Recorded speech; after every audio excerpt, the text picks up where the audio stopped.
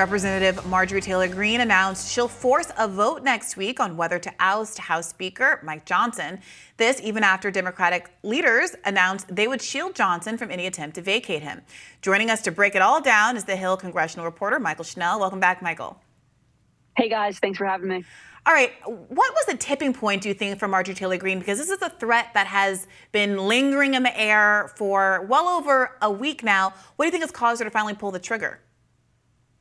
I think it may have been Democrats saying that they would protect Johnson. I mean, look, remember, you put it perfectly there. Congresswoman Marjorie Taylor Greene filed this motion to vacate more than a month ago. It was at the end of March. And then for weeks since then, she's been sort of dangling it over Johnson's head. But after repeated asks, she would not say when she planned to force a vote on it.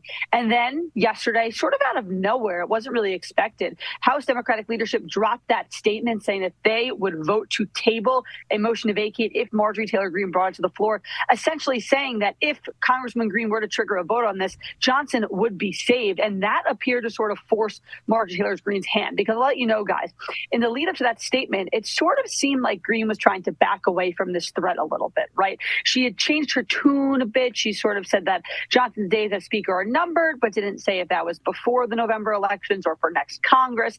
And again, she had waffled every time she had been asked about when she would force this vote.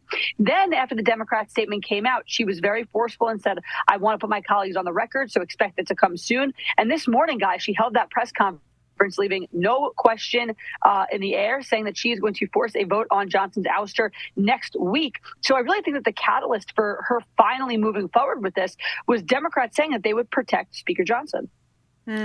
And she's been getting a lot of support from Thomas Massie. What about other Republican members in the kind of, America First, keyed into MAGA world?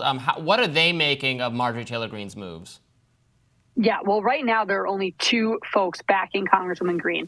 As you mentioned, Thomas Massie, Republican from Kentucky, and Paul Gosar, a Republican from Arizona. And look, guys, I have spoken to a number of House conservatives, hardline conservatives, in recent months and especially in recent days about if they would support this motion to vacate. And essentially what they're saying is no.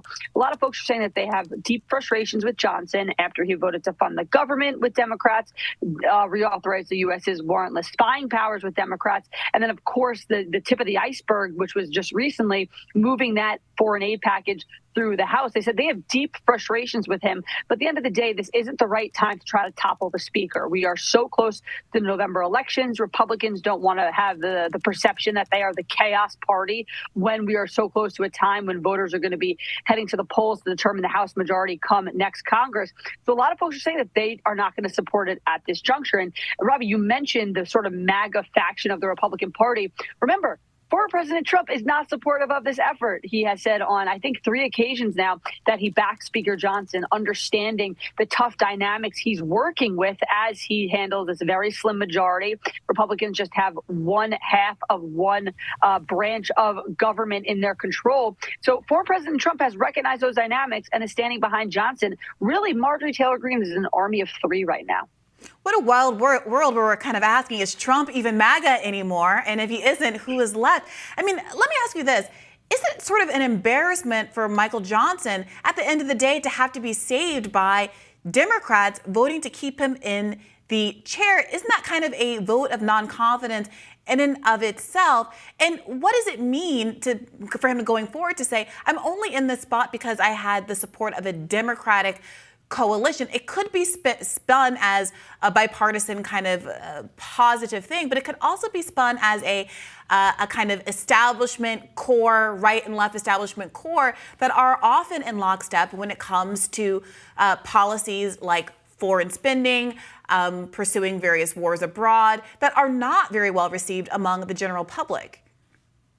Yeah, it's not a great position for Johnson to be in, right? A Republican speaker being propped up by Democrats. But there are 2 things I want to note here. First, Johnson has spoken on a number of occasions. It's sort of been his MO these days that he is handling very difficult dynamics. I mentioned it before. Actually, with the special election results last night, Republicans are down to just a 1-vote majority. That's as slim as it can get, right? I mean, that's as close as it can get. So Johnson has recognized that he is having to deal with this historically slim majority and having to deal with the fact that Democrats control the Senate and Democrats control the White House. So these are the dynamics. He's saying that compromise is necessary. It's really the only option when you have divided government and such a closely divided House. Of course, that's not how these hardline conservatives see it. But the reality is that if you're going to get anything done, you're going to need bipartisanship considering these circumstances. Johnson has said that on a number of occasions. Now, the second thing is, even if enough Republicans don't vote to oust Johnson this time and Democrats come in and save him, the real question is, will Johnson remain atop the House Republican Conference come next year, in the next conference? That could either be as Speaker if Republicans keep the majority, or as minority leader if they lose the majority. There's a growing thought here that Johnson will not remain the GOP leader come next year because of how things have gone down in this Congress. I mean, a number of hardline conservatives have said that, we just need to get to November and then we can have the debate about the Republican leader after the election. So that's sort of going to be the next flashpoint, I think, in this conversation about GOP leadership. Maybe not toppling the Speaker in the middle of a crucial stretch in the lead up to the election, but there's going to be a big conversation come November and heading into January about who the leader of the House Republicans are going to be. And there's a good chance it's not Mike Johnson. Well, goodness gracious. Are they going to go through the same rigmarole we went through twice last year? Who could it possibly be in the alternative? Aren't they still faced with the exact same problem over and over again, that you have to get, assuming that the margins don't change radically at election time, but that you have this divided caucus that has very different needs, and there's this kind of credibility issue that anybody who wants to be Speaker has to meet and say, yes, I am a real one. I am really MAGA. And how could you trust someone who is making that claim after we've just seen the capitulation from Michael Johnson? Yeah, I mean, this is sort of the question that a lot of Republicans have grappled with, and a lot of the hardliners opposed to Johnson's ouster have asked, who's the alternative, right? If they were to oust the Speaker right now, I mean, it took about 3 weeks and 4 candidates to finally have a new Speaker in October when former Speaker Kevin McCarthy was ousted.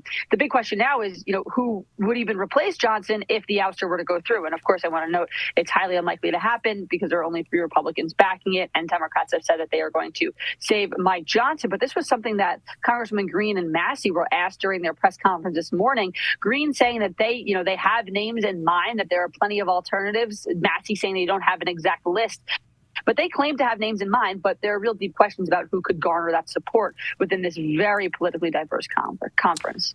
Yes, and when Speaker Johnson was asked about Marjorie Taylor Greene's activities by our colleagues at News Nation yesterday, he simply said, "Bless her heart."